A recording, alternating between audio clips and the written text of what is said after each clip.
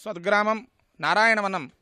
నారాయణవనంలో పద్మావతి అమ్మవారిని వెంకటేశ్వర స్వామివారు పరిణయం ఆడినటువంటి తరువాత స్వామివారు తిరుమల కొండకి తిరుగు ప్రయాణ సమయంలో ముక్కోటి దేవతలతో సహా స్వామివారి తిరుమల కొండకు ప్రయాణం అవుతూ ఈ యొక్క అప్పలాయగుంట పరిసర ప్రాంతాల్లో వేములవాడ అనేటువంటి గ్రామంలో సిద్ధేశ్వర మహాముని అనేటువంటి ఋషి తపస్సు చేస్తూ ఉండగా ఆయన యొక్క తపస్సు మెచ్చి స్వామి ఇక్కడ ప్రసన్నమై ఉన్నారని చెప్పేసని అమ్మవారితో సహా స్వామి ఆ ఋషికి తపస్సు ఇచ్చి నీ మూలంగా నేను ఇక్కడ వెలిసి ఉన్నాను కాబట్టి ఇక్కడ వచ్చేటువంటి ప్రతి ఒక్క భక్తులకి నేను అభయం ఇస్తూ ఉంటాను స్వామి, అందుకని ఇక్కడ స్వామి ప్రసన్న వెంకటేశ్వర స్వామివారుగా ఇక్కడ భక్తుల యొక్క మనలు స్వామివారి భక్తుల యొక్క కోరికలు తీర్చేటువంటి స్వామిగా ఇక్కడ ప్రసిద్ధి ఎక్కి ఉన్నారు.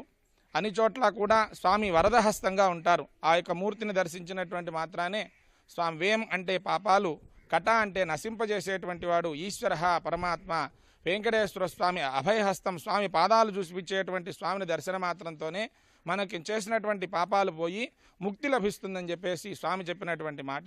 ఈ యొక్క గ్రామంలో ఈ అప్పలాయగుంట క్షేత్రంలో స్వామివారు ప్రసన్న వెంకటేశ్వర స్వామిగా ఉంటారు. కాబట్టి ఇక్కడ దర్శించేటువంటి భక్తులందరికీ కూడా ఇహలోకంలో ఉండేటువంటి వరకు సుఖాలను అనుభవిస్తూ అంత్యాన మోక్షప్రదాయమైనటువంటి ముక్తిని ఇస్తానని చెప్పేసి వెంకటేశ్వర స్వామివారు సిద్ధేశ్వర మహామృషి చెప్పినట్టుగా ఇక్కడ పురాణం తెలుస్తూ ఉంది.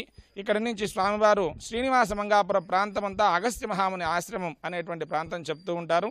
ఆ ప్రాంతంలో అగస్త్య మహాముని ఆశ్రమంలో స్వామివారు 6 నెలల పాటు అమ్మవారితో అతిథిగా ఉండి అక్కడి నుంచి శ్రీవారి మెట్టు ద్వారా కొండకి వెళ్ళాడని చెప్పేసి ఇక్కడ స్థాలయ పురాణం చెప్పబడుతూ ఉంది.